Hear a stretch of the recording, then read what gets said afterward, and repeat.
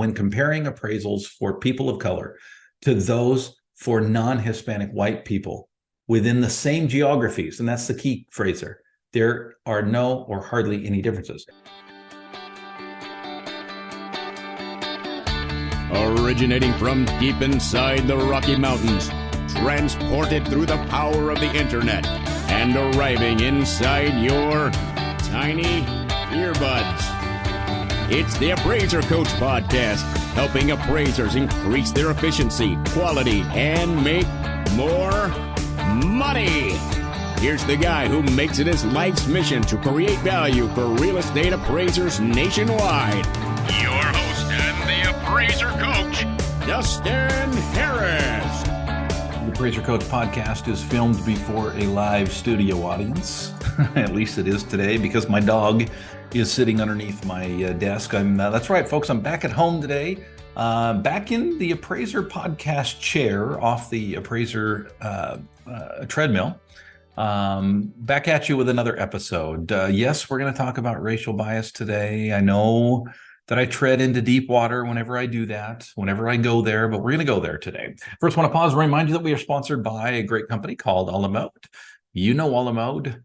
You should know A La Mode. Check them out by going to their website, alamode.com, or you can pick up the phone, of course, and call a very nice and helpful salesperson at 800 A La Mode. Of course, we are sponsored by Working RE Magazine. They've been a sponsor from the very beginning of this program because we believe in the same things. That is, getting good information out to you, appraisers. Check it out by going to workingre.com. Again, workingre.com. All right, folks, I wanted to chat with you a little bit about, give you a bit of an update on the racial bias push, if you will. The noise out there with regard to appraisers and, claimed racial bias out there when it comes to appraisals. Not something we talk about a lot. Honestly, every time I do, the comment section blow up, and that's fine. It doesn't mean I shy away from important information. But honestly, there has not been a ton happen in the last several months with regard to this particular subject.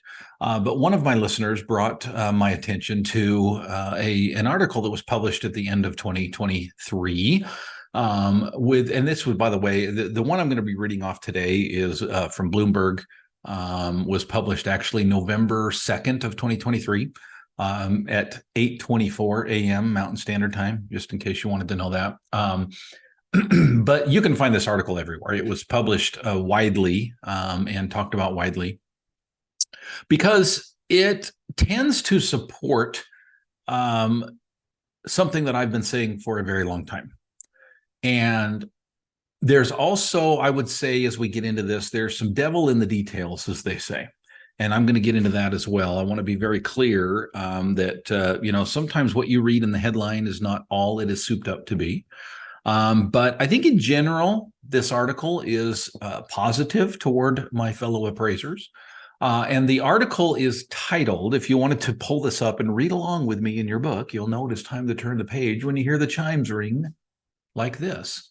The title is New AEI Analysis Using Latest FHFA Dataset Confirms that Appraiser Racial Bias on Purchase Transaction is neither systematic nor commonplace. All right, folks, let's get into this.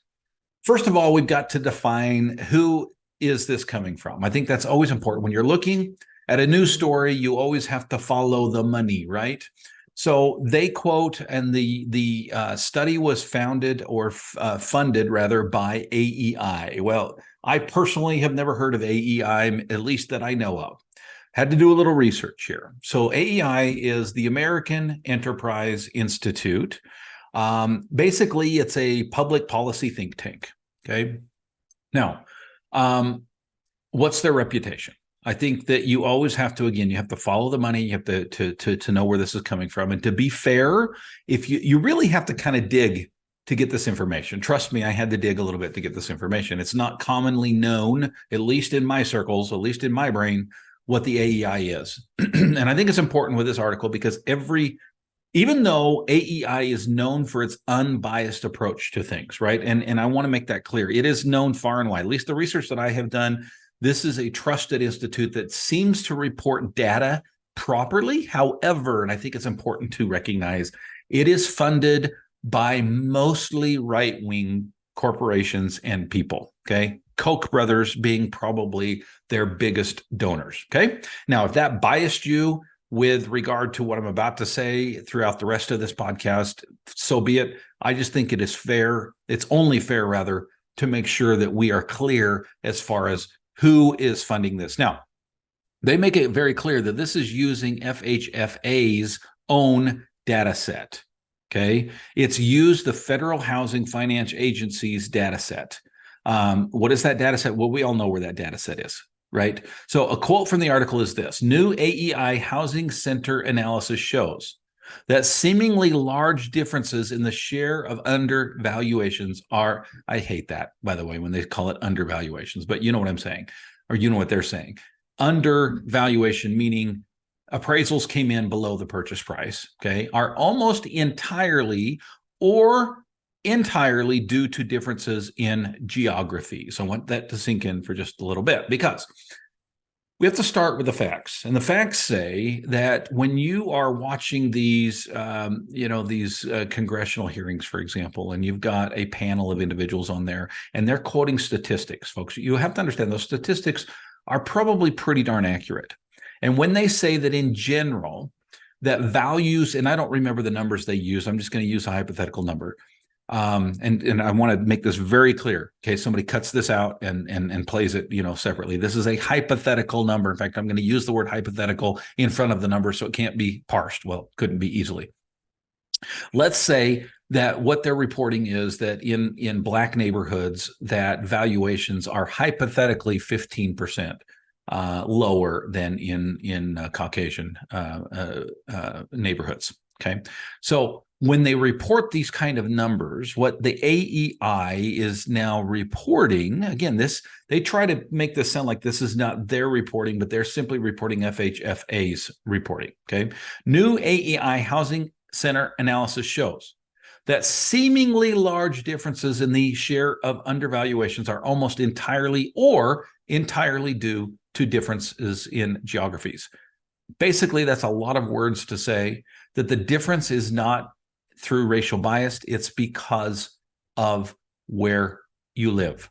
Okay, now, from the very beginning of this hoopla, I'm going to call it, of throwing appraisers under the bus with regard to systematic racial bias. Okay, and I've, by the way, never, ever said that there's no such thing as racial.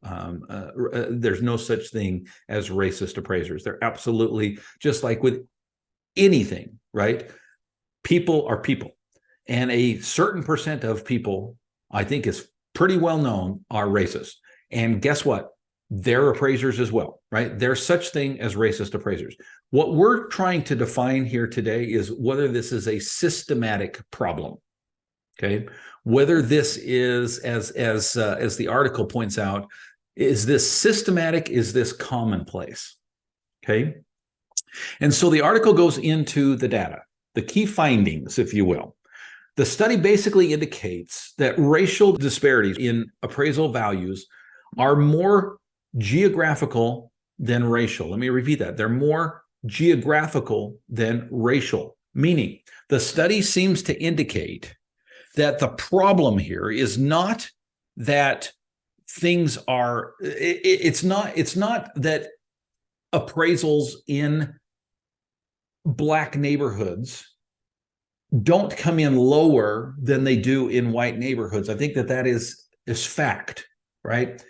What we're looking at here is why.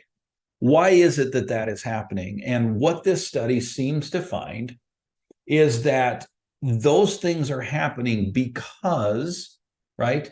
In fact, let me just read this quote to you.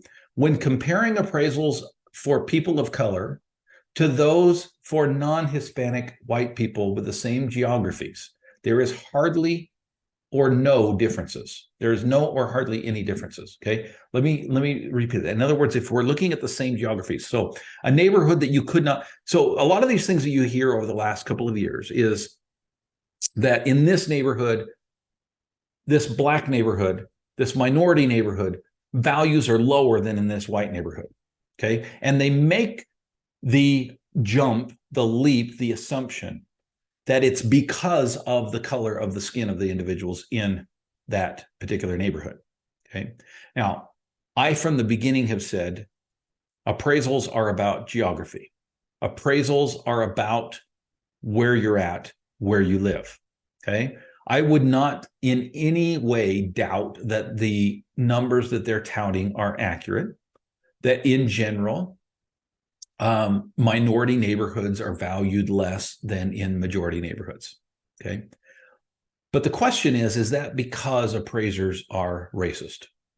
And I think that from the beginning of this, I've said that that is an absurd observation. And now the data seems to play that out. Okay, let me repeat this again. Quote, this is from the article. When comparing appraisals for people of color to those for non-Hispanic white people within the same geographies, and that's the key phrase there are no or hardly any differences. So what I'm saying, and what I think this is saying is, if you look at the numbers, in general, you're going to see that minority neighborhoods are going to come in valuation-wise lower than in majority neighborhoods. But what the study is saying is that has nothing to do with the color of someone's skin. It has to do with where you live. Okay. Now, some people will say, well, it's the same thing, Dustin. Is it? Because what this seems to say is when you're comparing appraisals for two individuals, one being black, one being white, that live in the same neighborhood, that there's no difference in the valuation. Now, I know some of you are screaming and yelling and saying, well, Dustin, what about all these things where we see on the news where an appraiser came in, they appraised a property and then they whitewashed it, right? Whitewashed. I'm using, if you're on YouTube, I'm using air quotes. They whitewashed it and another appraiser came back and came in X amount higher, right? That clearly is a bias. And I would say, do we know all the information there? Do we know with all the information? How often does it happen that the opposite happens that we never hear about, right? How much of this is cherry picked to where, oh, it happened again, let's report on it, where there could have been 10 incidences before where an appraiser came out at X amount, they quote unquote whitewashed the property, another appraiser came in higher, or excuse me, lower than they did before, right? And you never hear about those. And I absolutely know for a fact that that has happened. Okay. So how often? I don't know. But it seems a little bit hokey that we only hear about the one where the appraiser came in higher, significantly higher than the other. I would also say that I've not reviewed the work of the two appraisers. And just as appraisers will often say, just because an appraisal is quote unquote low doesn't mean it's a bad appraisal.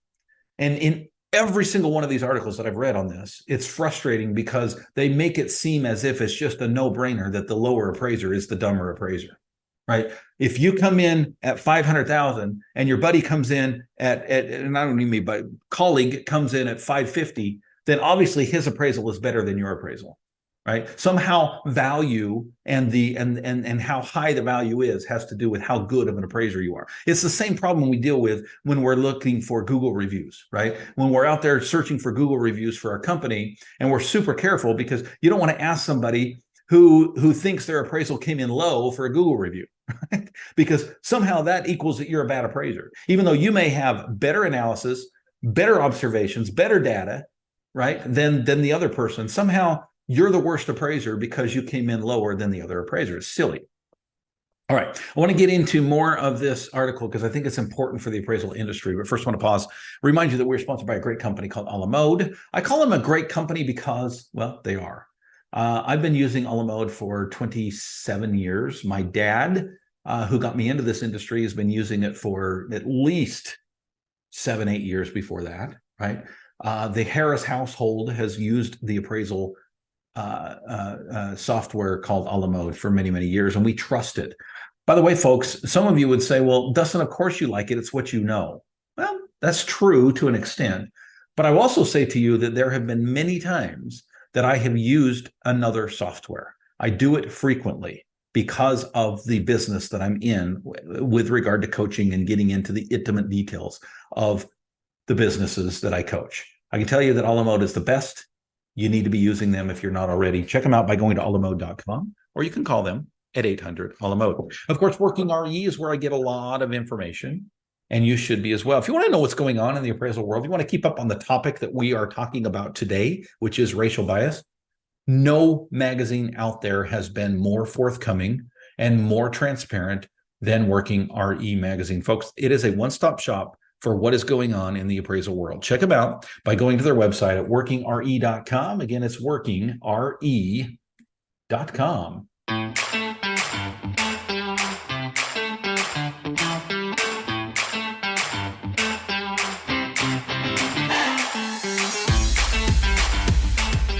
All right, my friends, welcome back. My name is Dustin Harris, host of the Appraiser Coach Podcast. I appreciate you joining me. Yes, we're talking about racial bias amongst appraisers today. And folks, I'm just going to speak very bluntly. From the beginning of this push, I felt like it was you talk about biased. I felt like it was a biased push by corporations, by individuals, by government entities, whatever you want to call it, to push a narrative that frankly just is not true. I, for many, many years, have been very involved in the lives of appraisers. So much so that I've cried with appraisers. Okay, on a daily basis, I am coaching appraisers. I am in the intimate details of their finances, of their business models, the way that they're doing things, through my all-star team, my mastermind team, and yes, personal coaching, not to mention just the friendships that I have with appraisers across the country that I've met through conferences and speaking to groups, and just being involved in the appraisal world. I think I have a little bit of insight as to how appraisers think and who they are. And my personal opinion, and again, it's just my opinion, take it for what it's worth. Appraisers are amongst the most open-minded, wonderful, good people out there. Okay. Now, do I wish I saw more skin color when I go to conferences? Absolutely. I think diversity is always a good thing. Okay. Do I believe in quotas? No. Do I believe that we should make opportunities less for others who might be in the majority in order to make it easier on others? Not necessarily. Do I believe that it is? By the way, we're doing some remodeling out there, so if you hear some construction noise, my apologies. Do I believe that we need to open up opportunities for everyone to be able to succeed in the appraisal world? 100%, for sure. But if you are going to go nose to nose with me, toe to toe, as it were, and tell me that appraisers are systematically biased, racist, I would say I'm going to challenge you on that all day long. Okay. Appraisers are by law and simply by personality, I believe, individuals who care about data. We care about where the data leads. Our whole job is to analyze and interpret data. Okay, to understand the mindset of the buyer, if you will. And we do so based on localities. We do so based on understanding of why this subdivision might sell for a little bit different than this subdivision, even though it seems like they're pretty similar homes. There's reasons for that. And it's our job to get in and kind of psychoanalyze the data and make sure that we understand from a social standpoint why it is that people do what they do. Now, that being said, there's a lot that goes into this, and I am never going to claim that there's no such thing as racist appraisers. Again, I mentioned in the beginning of the program, I mentioned it again now. There are racist people, thus there are racist appraisers. I'm sure they exist, and I'm sure there's a bunch of unconscious bias that goes on when it comes to that. But I think the data plays out pretty clear, right? And this is just another example that this thing has probably been overblown just maybe a little bit. Okay, let's go back to the article. Okay, I think the finding, basically the research says this, right? Racial disparities in appraisal values are more about geography than they are about race. Okay, now there might be some of you who say, well, that's the problem, Dustin, right? Why do we have mostly Black neighborhoods? Why do we have mostly white neighborhoods? Well, again, that's not my job to understand that part. I don't know why certain areas attract, or maybe it's an economic thing that is kind of not completely in the buyer's view or purview, rather. I get that. I understand that. Again, I am for opening up opportunities for all. Do I understand my white privilege as I'm talking to you? 100%, right? I absolutely acknowledge that, and understand that it's been easier for me than it would be for many, many people. And so thus, I am very, very open to looking to opportunities that allow individuals in minority situations to be successful. I absolutely am for that, okay? That's not what we're talking about today. What we're talking about today is this consistent push by certain corporations, entities, individuals who are saying that appraisers are systematically biased. I just don't think that the data plays out. In fact, this finding, by the way, for the AEI kind of aligns with its past research as well. Its past research basically confirmed that there's an absence of systematic racial bias in appraisal. Go to the AEI.org website and read for yourself. There are many articles out there. Again, I wasn't familiar with AEI before today, but I've spent some time there and understand that this is not the first time that they've come up with some information, just again, interpreting FHFA's data themselves, right? And I think that there's something to be said. Okay, other factors seem to play a more significant role than race in appraisal values. I think the article, well, let me quote this. So the article at one point says, commonalities in people's experience in buying a home or local market conditions are far more important than differences in people's race or ethnicity. Okay, again, the data plays out. This is just a reporting of the data. Okay, now this is the part where, remember in the beginning of this today, I said the devil's in the details, so be careful. Okay, so here's where I think the devil's in the details. You need to be a little bit careful at this point, and appraisers need to protect ourselves, right? So one of the things that the AEI suggests is enhancing the data set for more detailed analysis, okay? And going to, remember, this is about purchases, but what about refinances, right? What about other reasons that appraisals are done, okay? And the article calls for that, but this is where it gets a little bit hokey, okay? A little bit scary, if you will, okay? Let me just read from the article. To facilitate further analysis, the AEI Housing Center urges the FHFA to expand its appraisal level data set to include first-time homebuyers, seller concessions, loan-to-value ratios, and here's the key. Okay, listen. Open up your ears, appraiser. This is where I think we need to be careful. To better measure and document appraiser racial bias, the study also urges FHFA, Fannie Mae, or Freddie Mac to review every appraiser on an individual basis for racial bias and deliberate inaccuracies with input from researchers. Now, let me be clear. I am not necessarily against what was just said there. If you really take it at its base value, what it's saying is if we can use the data to look at individual appraisers like Joe Smith. Okay, Joe Smith is an appraiser in Iowa, and Joe Smith appraises both majority and minority neighborhoods. Okay, he also appraises different races within neighborhoods. Okay, is there a systematic difference between skin color, or between values rather, when it comes to skin color? Okay. Here's the problem. How the hell do you measure that?